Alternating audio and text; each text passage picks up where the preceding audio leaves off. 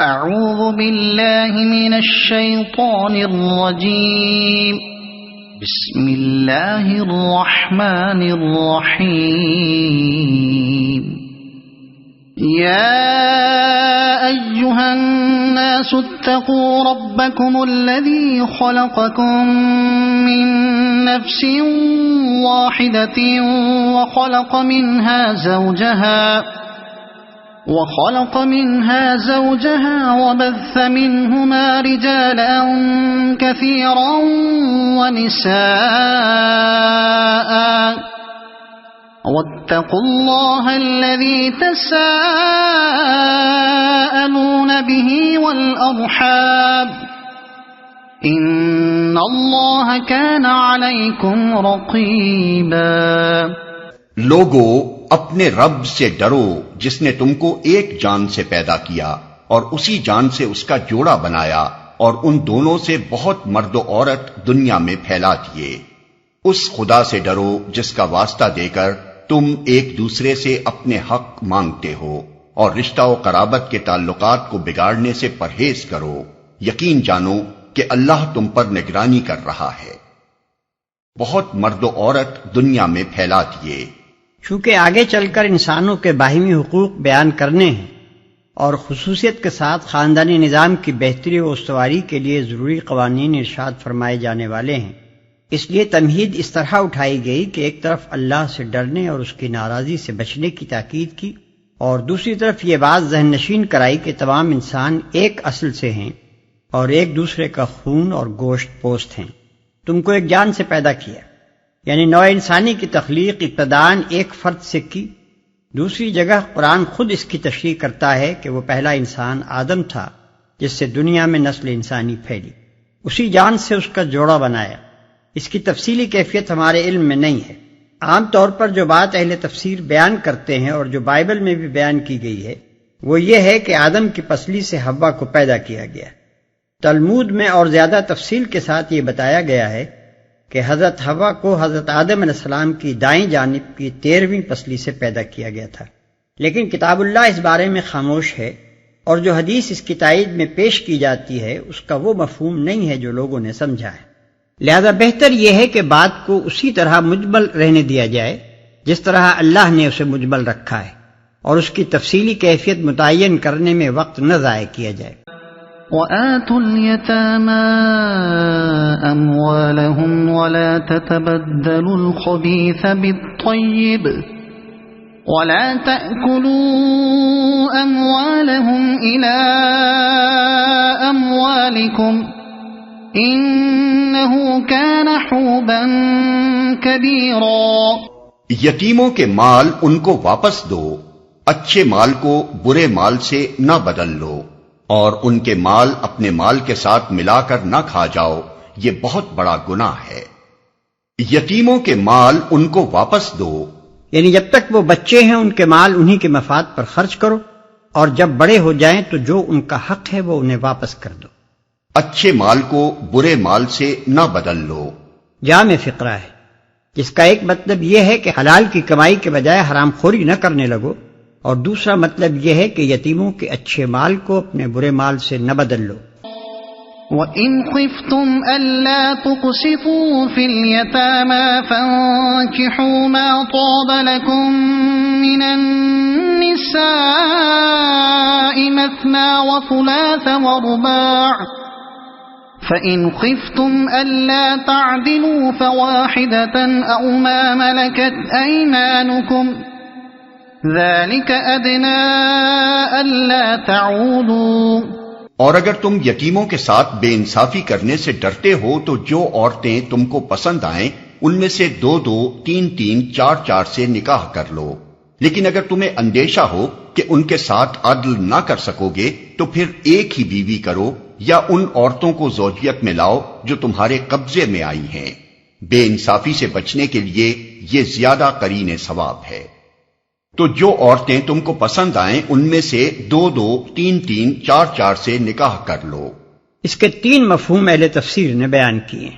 1، حضرت عائشہ رضی اللہ عنہا اس کی تفسیر میں فرماتی ہیں کہ زمانہ جاہلیت میں جو یتیم بچیاں لوگوں کی سرپرستی میں ہوتی تھیں ان کے مال اور ان کے حسن و جمال کی وجہ سے یا اس خیال سے کہ ان کا کوئی سردھرا تو ہے نہیں، جس طرح ہم چاہیں گے دبا کر رکھیں گے، وہ ان کے ساتھ خود نکاح کر لیتے تھے اور پھر ان پر ظلم کیا کرتے تھے۔ اس پر ارشاد ہوا کہ اگر تم کو اندیشہ ہو کہ یتیم لڑکیوں کے ساتھ انصاف نہ کر سکو گے تو دوسری عورتیں دنیا میں موجود ہیں، ان میں سے جو تمہیں پسند آئیں ان کے ساتھ نکاح کر لو۔ اسی صورت میں 19ویں رکوع کی پہلی آیت اس تفسیر کی تائید کرتی ہے۔ 2. ابن عباس رضی اللہ عنہ اور ان کے شاگرد اکرمہ اس کی تفسیر یہ بیان کرتے ہیں کہ جاہلیت میں نکاح کی کوئی حد نہ تھی، ایک ایک شخص 10 بیویاں کر لیتا تھا، اور جب اس کثرت ازدواج سے مصارف بڑھ جاتے تھے تو مجبور ہو کر اپنے یتیم بھتیجوں، بھانجوں اور دوسرے بے بس عزیزوں کے حقوق پر دسترازی کرتا تھا۔ اس پر اللہ تعالیٰ نے نکاح کے لیے 4 کی حد مقرر کر دی اور فرمایا کہ ظلم و بے انصافی سے بچنے کی صورت یہ ہے کہ 1 سے لے کر 4 تک اتنی بیویاں کرو جن کے ساتھ تم عدل پر قائم رہ سکو۔ 3. سعید بن جبیر اور قتادہ اور بعض دوسرے مفسرین کہتے ہیں کہ جہاں تک یتیموں کا معاملہ ہے، اہل جاہلیت بھی ان کے ساتھ بے انصافی کرنے کو اچھی نظر سے نہیں دیکھتے تھے، لیکن عورتوں کے معاملے میں ان کے ذہن عدل و انصاف کے تصور سے خالی تھے، جتنی چاہتے تھے شادیاں کر لیتے تھے اور پھر ان کے ساتھ ظلم و جور سے پیش آتے تھے۔ اس پر ارشاد ہوا کہ اگر تم یتیموں کے ساتھ بے انصافی کرنے سے ڈرتے ہو تو عورتوں کے ساتھ بھی بے انصافی کرنے سے ڈرو۔ اول تو 4 سے زیادہ نکاح ہی نہ کرو، اور اس 4 کی حد میں بھی بس اتنی بیویاں رکھو جن کے ساتھ انصاف کر سکو۔ آیت کے الفاظ ان تینوں تفسیروں کے محتمل ہیں، اور عجب نہیں کہ تینوں مفہوم مراد ہو۔ نیز اس کا ایک مفہوم یہ بھی ہو سکتا ہے کہ اگر تم یتیموں کے ساتھ ویسے انصاف نہیں کر سکتے تو ان عورتوں سے نکاح کر لو جن کے ساتھ یتیم بچے ہیں۔ اگر تمہیں اندیشہ ہو کہ ان کے ساتھ عدل نہ کر سکو گے تو پھر ایک ہی بیوی کرو۔ اس بات پر فقہائے امت کا اجماع ہے کہ اس آیت کی روح سے تعدد ازواج کو محدود کیا گیا ہے اور بیک وقت 4 سے زیادہ بیویاں رکھنے کو ممنوع کر دیا گیا ہے۔ روایات سے بھی اس کی تصدیق ہوتی ہے، چنانچہ احادیث میں آیا ہے کہ طائف کا رئیس غیلان جب اسلام لایا تو اس کی 9 بیویاں تھیں۔ نبی صلی اللہ علیہ وسلم نے اسے حکم دیا کہ 4 بیویاں رکھ لے اور باقی کو چھوڑ دے۔ اسی طرح ایک دوسرے شخص نوفل بن معاویہ کی 5 بیویاں تھیں، آپ نے حکم دیا کہ ان میں سے ایک کو چھوڑ دے۔ نیز یہ آیت تعدد ازواج کے جواز کو عدل کی شرط سے مشروط کرتی ہے۔ جو شخص عدل کی شرط پوری نہیں کرتا مگر 1 سے زیادہ بیویاں کرنے کے جواز سے فائدہ اٹھاتا ہے، وہ اللہ کے ساتھ دغابازی کرتا ہے۔ حکومت اسلامی کی عدالتوں کو حق حاصل ہے کہ جس بیوی یا جن بیویوں کے ساتھ وہ انصاف نہ کر رہا ہو ان کی داد رسی کریں۔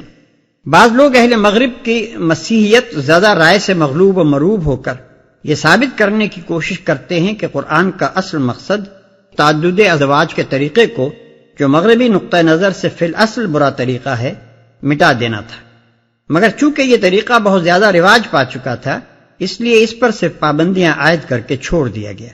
لیکن اس قسم کی باتیں دراصل محض ذہنی غلامی کا نتیجہ ہیں۔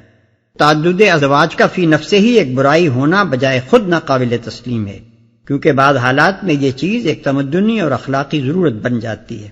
اگر اس کی اجازت نہ ہو تو پھر وہ لوگ جو ایک عورت پر قانع نہیں ہو سکتے حصار نکاح سے باہر صنفی بدامنی پھیلانے لگتے ہیں، جس کے نقصانات تمدن و اخلاق کے لیے اس سے بہت زیادہ ہیں جو تعدد ازواج سے پہنچ سکتے ہیں۔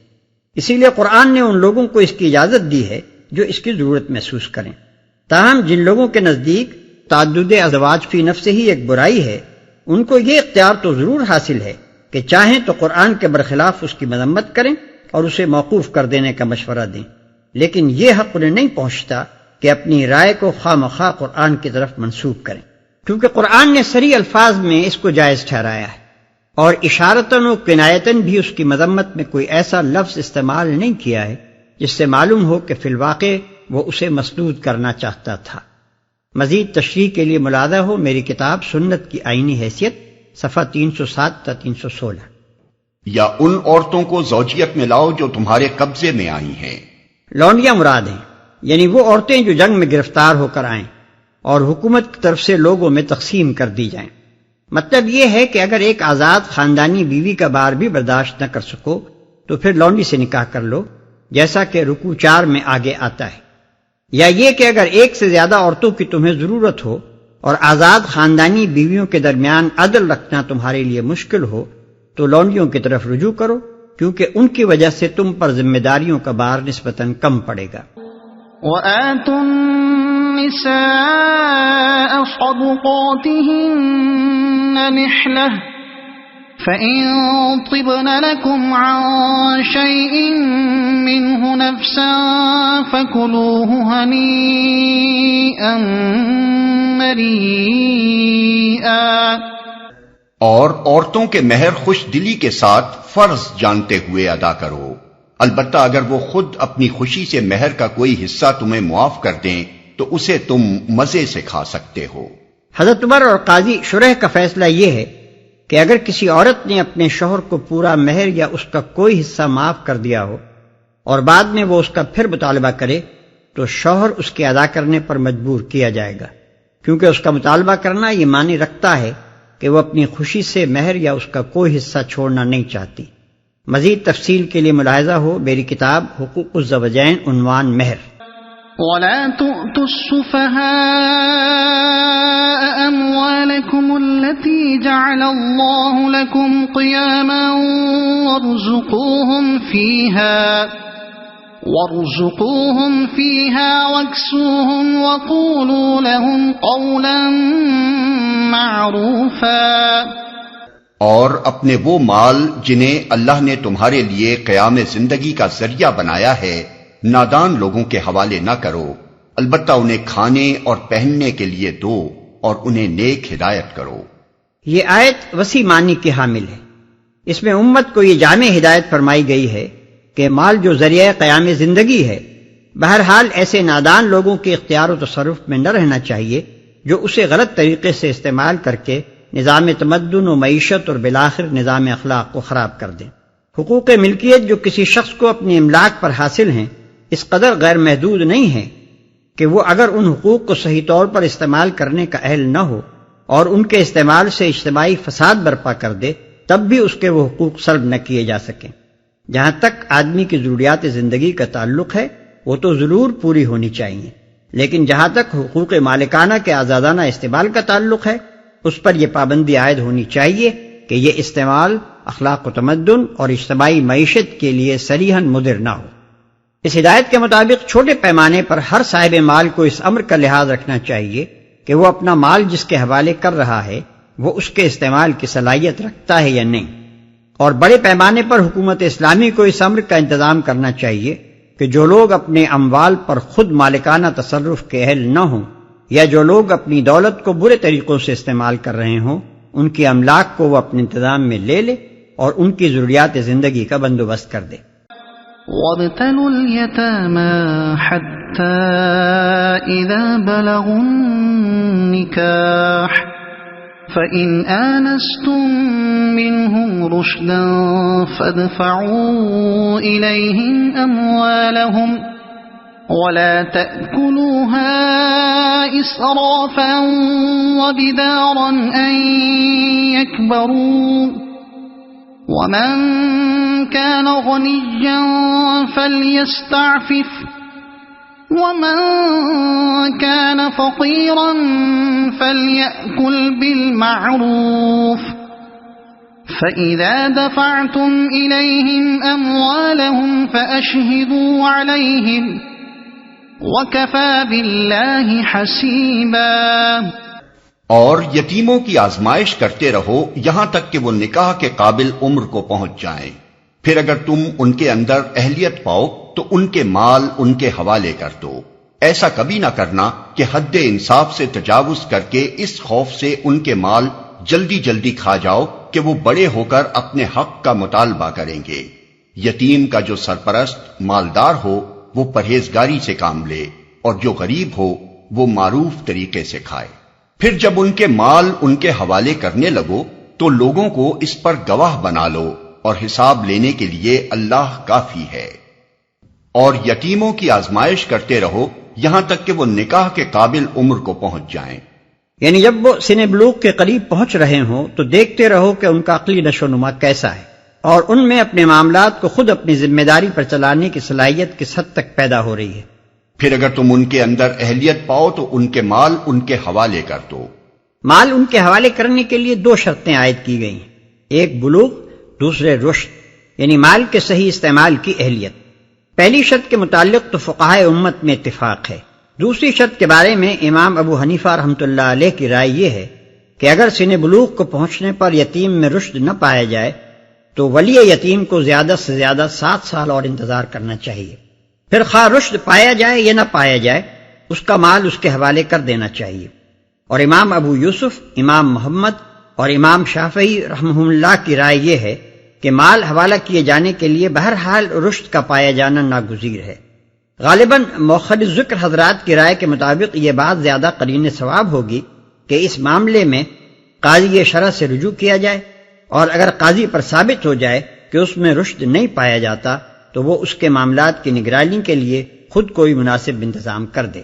یتیم کا جو سرپرست مالدار ہو وہ پرہیزگاری سے کام لے، اور جو غریب ہو وہ معروف طریقے سے کھائے، یعنی اپنا حق الخدمت اس حد تک لے کہ ہر غیر جانبدار معقول آدمی اس کو مناسب تسلیم کرے۔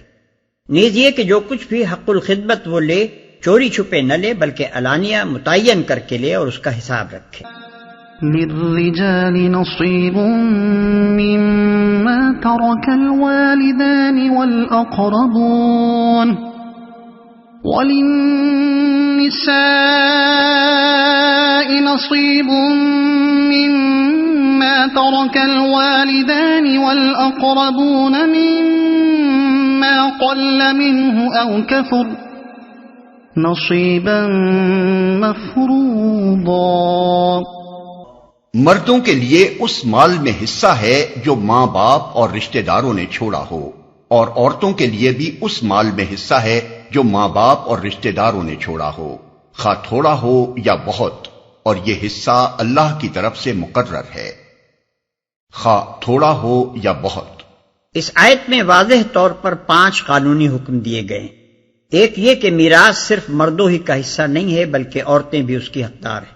دوسرے یہ کہ میراث بہرحال تقسیم ہونی چاہیے خواہ وہ کتنی ہی کم ہو، حتیٰ کہ اگر مرنے والے نے 1 گز کپڑا چھوڑا ہے اور 10 وارث ہیں تو اسے بھی 10 حصوں میں تقسیم ہونا چاہیے۔ یہ اور بات ہے کہ ایک وارث دوسرے وارثوں سے ان کا حصہ خرید لے۔ تیسرے، اس آیت سے یہ بات بھی مترشح ہوتی ہے کہ وراثت کا قانون ہر قسم کے اموال و املاک پر جاری ہوگا، خواہ وہ منقولہ ہوں یا غیر منقولہ، زرعی ہوں یا صنعتی یا کسی اور صنف مال میں شمار ہوتے ہوں۔ چوتھے، اس سے معلوم ہوتا ہے کہ میراث کا حق اس وقت پیدا ہوتا ہے جب مورث کوئی مال چھوڑ مرا ہو۔ پانچویں، اس سے یہ قاعدہ بھی نکلتا ہے کہ قریب تر رشتہ دار کی موجودگی میں بعید تر رشتہ دار میراث نہ پائے گا۔ وَإِذَا حَضَرَ الْقِسْمَةَ أُولُو الْقُرْبَى وَالْيَتَامَى وَالْمَسَاكِينُ فَارْزُقُوهُم مِّنْهُ وَقُولُوا لَهُمْ قَوْلًا مَّعْرُوفًا۔ اور جب تقسیم کے موقع پر کنبے کے لوگ اور یتیم اور مسکین آئیں تو اس مال میں سے ان کو بھی کچھ دو اور ان کے ساتھ بھلے مانسوں کی سی بات کرو۔ خطاب میت کے وارثوں سے ہے اور انہیں ہدایت فرمائی جا رہی ہے کہ میراث کی تقسیم کے موقع پر جو دور و نزدیک کے رشتہ دار اور کنبے کے غریب و مسکین لوگ اور یتیم بچے آ جائیں ان کے ساتھ تنگ دلی نہ برتو۔ میراث میں عذر شرع ان کا حصہ نہیں ہے تو نہ صحیح، وسعت قلب سے کام لے کر ترکہ میں سے ان کو بھی کچھ نہ کچھ دے دو، اور ان کے ساتھ وہ دل شکن باتیں نہ کرو جو ایسے مواقع پر بالعموم چھوٹے دل کے کمزرف لوگ کیا کرتے ہیں۔ وَلْيَخْشَ الَّذِينَ لَوْ تَرَكُوا مِنْ خَلْفِهِمْ ذُرِّيَّةً ضِعَافًا خَافُوا عَلَيْهِمْ فَلْيَتَّقُوا اللَّهَ وَلْيَقُولُوا قَوْلًا سَدِيدًا۔ لوگوں کو اس بات کا خیال کر کے ڈرنا چاہیے کہ اگر وہ خود اپنے پیچھے بے بس اولاد چھوڑتے تو مرتے وقت انہیں اپنے بچوں کے حق میں کیسے کچھ اندیشے لاحق ہوتے۔ بس چاہیے کہ وہ خدا کا خوف کریں اور راستی کی بات کریں۔ ان الذين يأكلون اموال اليتامى ظلما انما يأكلون في بطونهم نارا وسيصلون سعيرا۔ جو لوگ ظلم کے ساتھ یتیموں کے مال کھاتے ہیں در حقیقت وہ اپنے پیٹ آگ سے بھرتے ہیں اور وہ ضرور جہنم کی بھڑکتی ہوئی آگ میں جھونکے جائیں گے۔